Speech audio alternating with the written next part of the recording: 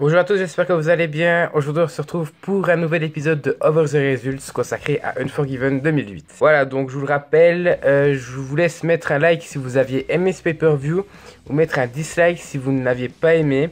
Moi, me concernant, je vais le dire tout de suite, j'ai adoré ce pay-per-view, il fait très clairement partie de mon top 5. Donc je vais vous en parler tout de suite avec le premier match. Matt Hardy bat le Miz, Chavo Guerrero, Mark Henry et Finlay pour devenir le nouveau champion de la ECW dans un Scramble match. Donc je vais vous expliquer un petit peu ce qu'est un Scramble match dans le sens où ça n'est arrivé je crois qu'à Unforgiven 2008. Je suis pas sûr qu'il y ait Unforgiven 2009 parce que je vous ai pas encore fait l'année 2009. Mais en fait le but c'était que deux catcheurs commençaient le match.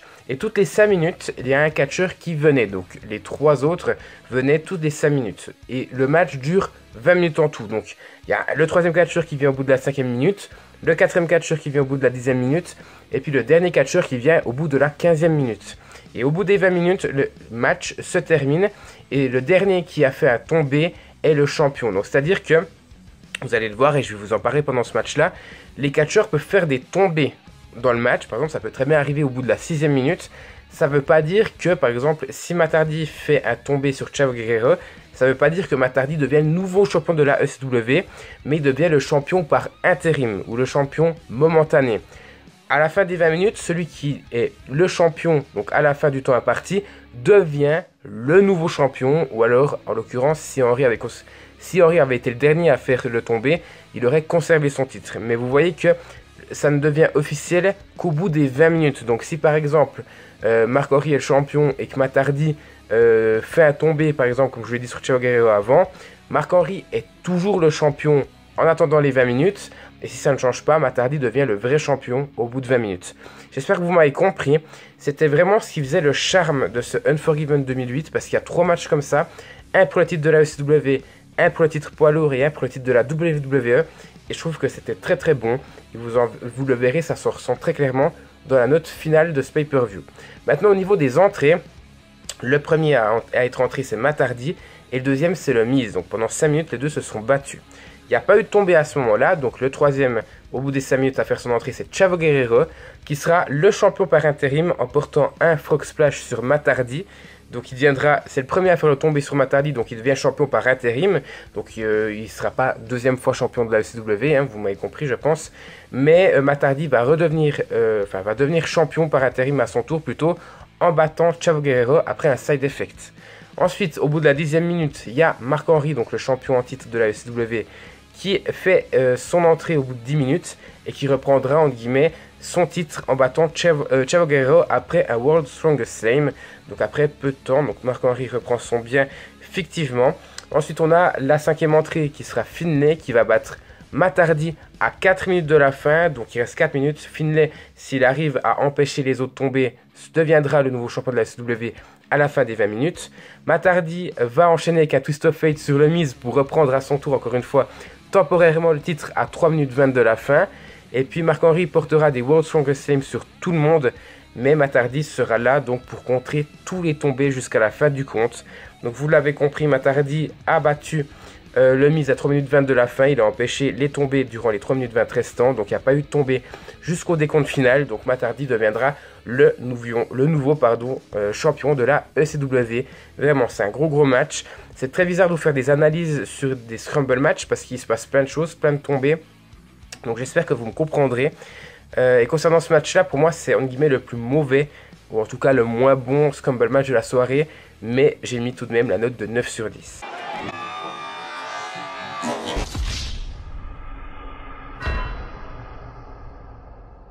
Deuxième match, Priceless, donc Cody Rhodes et Ted DiBiase battent Crime Time pour conserver leur titre par équipe.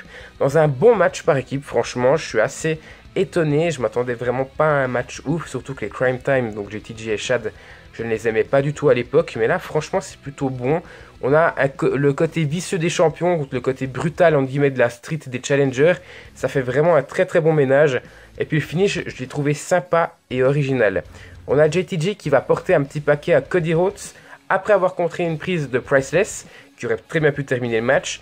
Mais Chad, pour empêcher que Ted DiBiase contre le tombé, il va le frapper. Donc un bon uppercut dans la tête de Ted DiBiase. Mais le coup était tellement puissant que Ted DiBiase va voler. Il va pousser Cody Rhodes qui était en train de subir le tombé. Et en fait, avec le fait qu'il le pousse, Cody Rhodes va renverser le petit paquet. Et en fait, il en fera un à son tour à JTG. Et ça ira jusqu'au compte de 3. Chad était en train de se remettre dans le coin parce qu'il était sûr que JTG aurait pu gagner le match. Parce qu'il n'avait pas vu que Ted DiBiase avait poussé Cody Rhodes pour renverser le petit paquet. Et donc, Cody Rhodes, tout simplement, fait gagner son équipe. Donc, Priceless conserve leur titre par équipe. Donc, c'est vraiment très très bon. On a vraiment un très bon match et je vous le conseille parce que, comme je vous l'ai dit, on s'y attend pas forcément et c'est un très bon match. Et puis, on a l'après-match qui verra les deux équipes se battre. Mais Manu fera ses débuts en protégeant les champions. Mais c'est un fils d'eux, entre guillemets. Tout comme Cody Rhodes, Randy Orton et Ted DiBiase, donc qui sont respectivement les fils de Dusty Rhodes, Bob Orton et Ted DiBiase Senior. Donc les quatre feront une alliance et ça créera la Legacy plus tard. Donc on a vraiment la création de la Legacy et là Manu qui rejoint le clan de Priceless en est la preuve. Donc pour moi tous ces bons petits côtés que je vous ai dit pour ce match là me font mettre la note de 7,5 sur 10.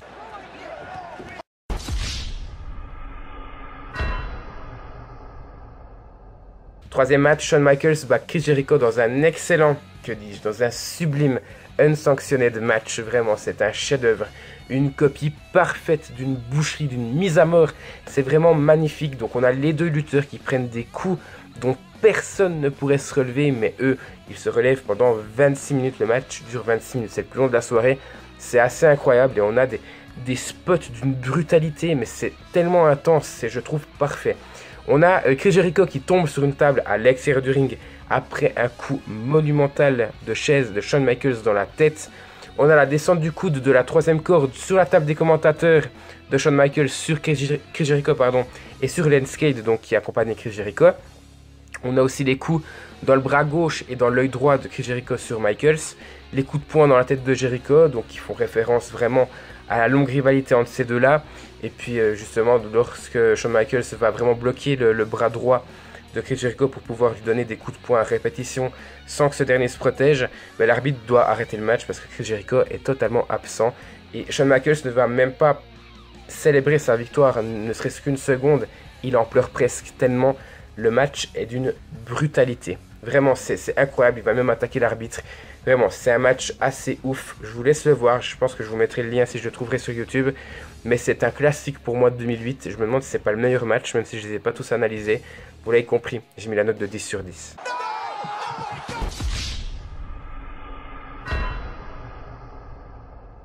Quatrième match, Triple H bat Jeff Hardy, Shelton Benjamin, MVP et dit Brian Kendrick pour conserver son titre de la WWE dans un très bon scramble match encore une fois.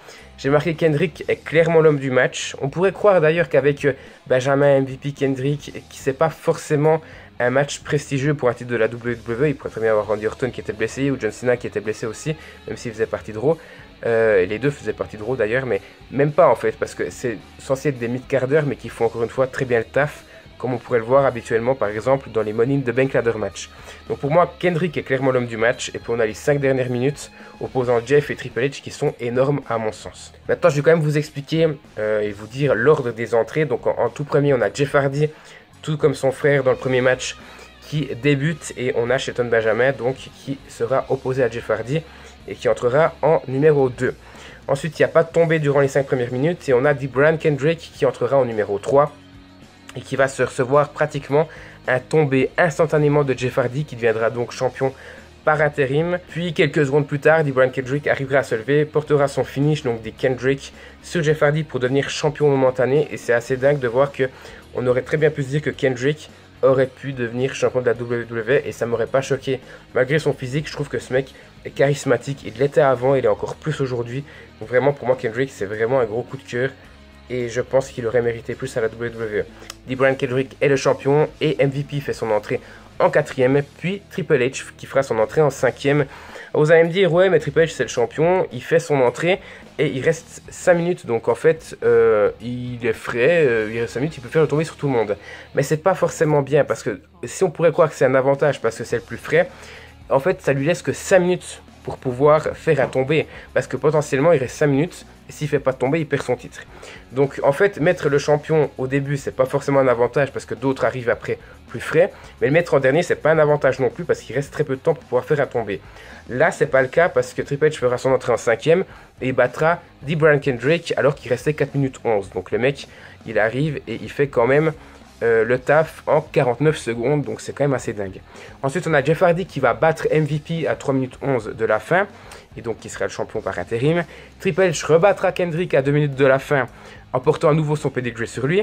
Et Jeff réenchaînera avec une Swanton Bomb sur Kendrick qui donc quelques secondes après pour reprendre le titre. Parce que Triple H avait fait son pedigree sur Kendrick et il célébrait, il était content, il s'est dit plus personne va me battre. Et Jeff Hardy en a profité pour faire une Swanton Bomb dans le dos de Triple H pour battre Kendrick. Et il reste 1 minute 45 dans le match. Donc Jeff Hardy, il a 1 minute 45 pour faire le même boulot que Matt Hardy, que son frère, c'est-à-dire contrer tous les tombés qu'il peut y avoir sur le ring. Et c'est là que c'est fort en fait parce que le finish va voir Jeff Hardy porter sa Swanton Bomb sur Shelton Benjamin et Triple H porter son pedigree sur MVP exactement en même temps. Et là en fait il y a une énorme erreur de Jeff parce que les deux vont tenter le tombé alors qu'en fait Jeff Hardy n'en a pas besoin de faire le tombé parce qu'il est déjà champion par intérim. Donc logiquement c'est pas censé compter. Donc justement l'arbitre il va faire le compte de 3 de Triple H sur MVP qui deviendra champion alors qu'il restait seulement 1 seconde. Donc Jeff Hardy, au lieu de tenter le tombé sur Shelton Benjamin, il aurait dû contrer le tombé de Triple H sur MVP et il serait devenu champion. Donc à Unforgiven 2008, il aurait eu son premier titre majeur. Et vous le savez aujourd'hui, il l'aura quelques mois plus tard à Armageddon. Donc j'ai trouvé que c'était vraiment un très bon match, je suis très satisfait. Donc pour moi, j'ai mis la note de 9,5 sur 10 parce que c'est un classique.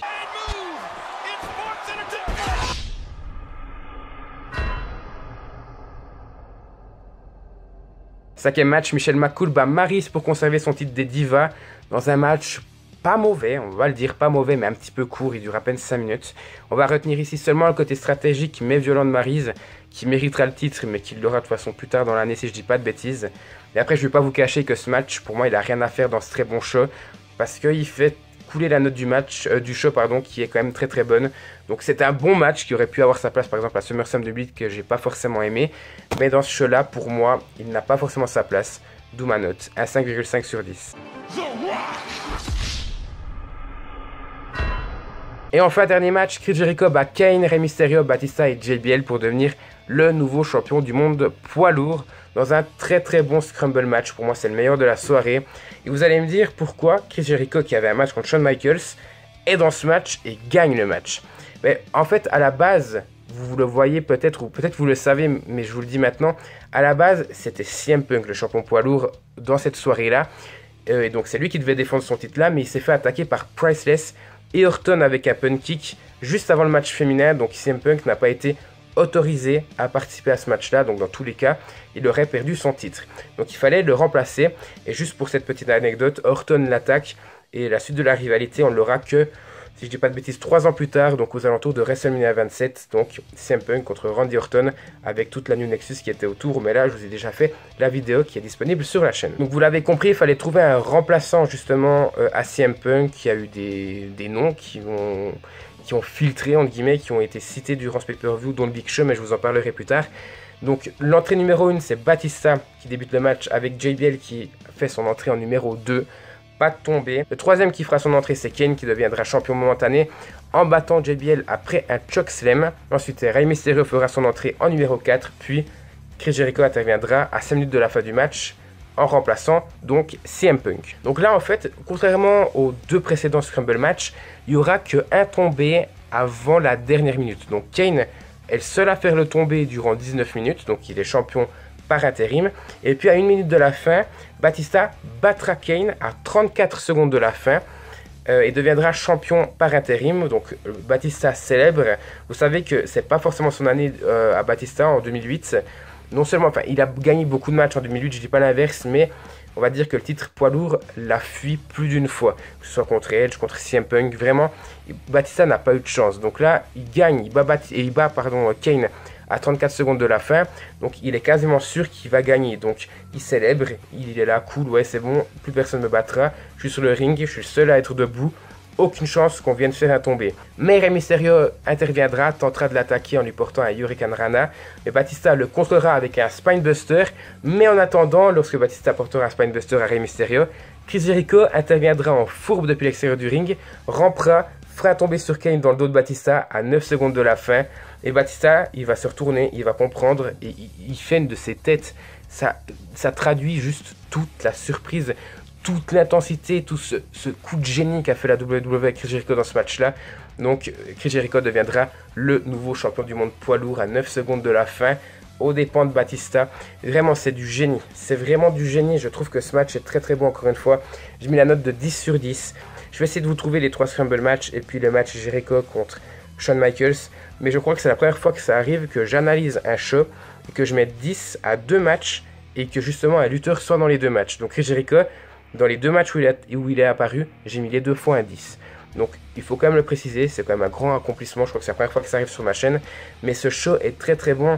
Et sans le match féminin, je pense qu'on aurait pu avoir une très très bonne note.